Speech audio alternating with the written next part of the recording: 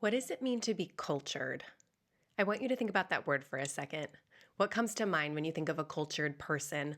Is this person well read, well traveled? Do they know a lot about food, wine, art, music? Do they have refined tastes maybe in fashion or home design? Maybe they speak multiple languages. Now, I want you to ask yourself if you have a positive association with this term or a negative association. Now, to some people, the idea of being cultured is a status to arrive at. It's a badge to wear. It's an identity to curate so that other people can see us as sophisticated, elite, interesting, worldly. Status signaling is where we want to convince other people and maybe ourselves that we belong to an elite group of some kind. This might be the status of being very beautiful or very fit and in shape. It might be the status of being wealthy and living a luxury existence that's enviable to other people. It might be trying to be the smartest person in the room, and we're trying to curate this image of being intellectually elite. For those of us who are really chafing against and pushing back on this outsized role that social media and influencer culture are having over our lives, the pressures to perform, the pressures to project an image that may or may not be authentic to who we are, or maybe the pressure to spend money and buy things because we think those things are going to signal to ourselves and other people the kind of person we want to be seen as. I think it's really important that we explore maybe another definition of cultured. The poet Matthew Arnold lived in the 19th century at the height of the Industrial Revolution in England. He's famous for poems like Dover Beach. I'll link it in the description if you'd like to read it. One of the essays he wrote was called Culture and Anarchy, and it was published in 1869. The Industrial Revolution in England had basically undone the social fabric of the entire country. Instead of having this locked in, rigid caste system where people are born into the aristocracy or the common class, or maybe they're born into royalty, we see a world that is basically splitting apart because of capitalism.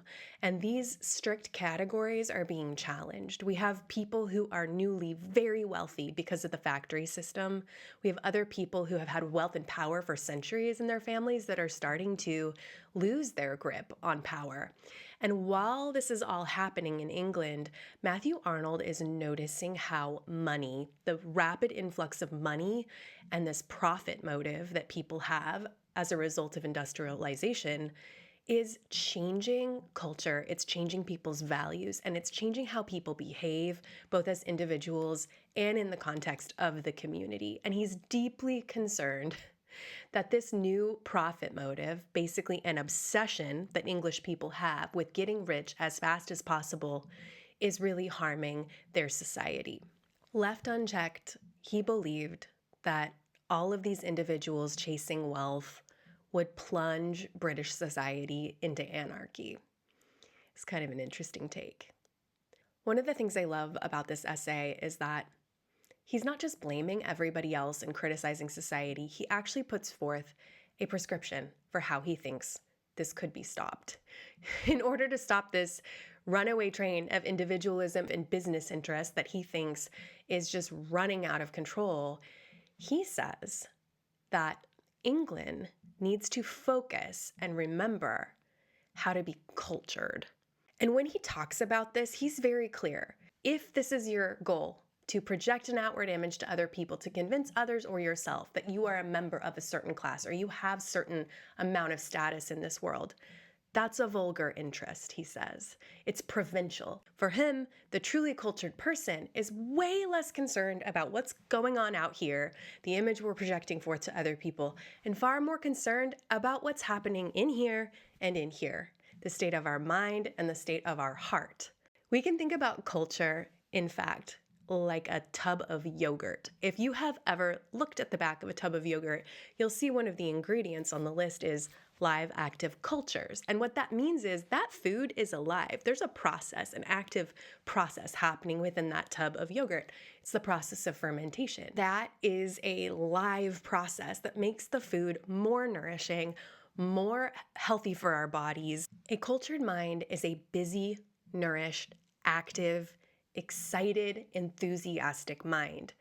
The cultured mind is a voracious reader, a voracious researcher, someone who is interested, observant, walks about the world with a refined appreciation for beauty of all kinds, with a sincere interest in other people and what makes them tick, with a sincere interest in the contributions humans have made in the forms of art, literature, music, ideas. That is what being cultured is.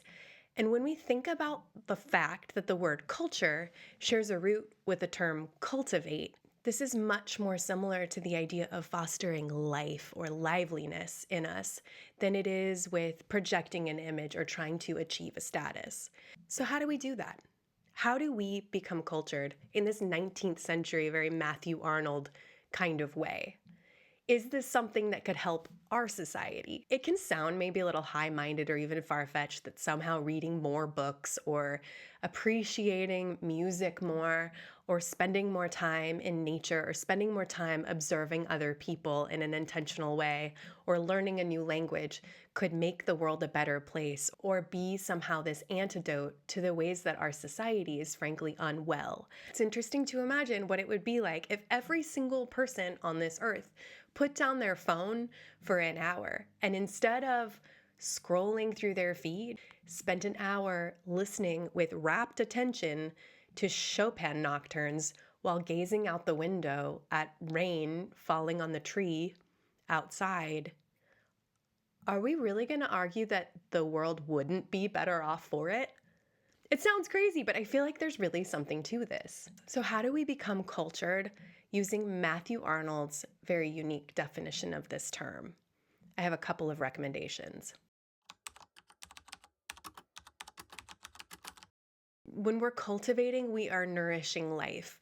And that's why the process of fermentation is so helpful to think about, or something maybe like the process of gardening or farming, that everything about becoming cultured, becoming well-read, becoming curious and engaged, it is not a status to arrive at. It's a process. And the second we step into that stream, we are in a state of becoming. He basically says that a provincial vulgar mind asks, what can I get? Where a cultured mind asks, who am I becoming? And I think that's the difference here between curating and cultivating. Matthew Arnold says, one must, I think, be struck more and more the longer one lives to find how much in our present society a man's life of each day depends for its solidity and value on whether he reads during that day, and far more still on what he reads during it. Matthew Arnold is basically suggesting that we go on a content diet. When we're focused on our bodily health, we think about what we eat. There's junk food and there's nourishing, wholesome food. And he would say some content falls in the category of nourishing, wholesome, enriching, and some falls in the category of junk food. I don't think that we can fairly allow Matthew Arnold, an Oxford-educated 19th century Victorian poet, to decide for us what constitutes wholesome content or junk food. He's going to have his own very specific culturally informed ideas about that. He is not the gatekeeper of what is good content or bad content. When we really step back and think about how we're nourishing our brains and how much content we're putting in there that would be considered junk food versus wholesome, enriching, challenging, interesting, engaging, important, significant, whatever you want to say, works of human achievement, we know the difference. We know the difference when we analyze what we're consuming. When we're trying to become cultured, we can feed that fermentation process by exposing ourselves to beautiful art, to beautiful music. We can feed that process by reading books that are not just enjoyable, but challenging to us, that get us to think about the world in a different way. We can try to seek out works that other people have described as major important works of human achievement, acclaimed films, acclaimed novels, works of art in museums, and see how we feel about them. This isn't to say we just accept other people's definition of what deserves our attention, but we should be asking why? Why do people love this so much? Why do so many people find Guernica by Pablo Picasso to be an important painting? Have I ever really sat and looked at that and thought about it? Have I ever really sat with Beethoven's Ninth Symphony and listened to it all the way through and given myself a chance to become curious, interested, or even impressed by some of these things that people put up on these cultural pedestals. It doesn't mean we have to accept them or necessarily even like them. It's giving ourselves a chance to be made curious by these things and to celebrate these works of human achievement that have been important in culture. And I think a lot of us get into this place where we have a very static view of ourselves. You might think of yourself as a person who's not a reader. Maybe you think of yourself as a person who doesn't like poetry, who doesn't like art, who doesn't like classical music or jazz or any of these other art forms that other people have called culturally significant. I would invite you, as a part of your process of becoming cultured, just to challenge that static idea of yourself.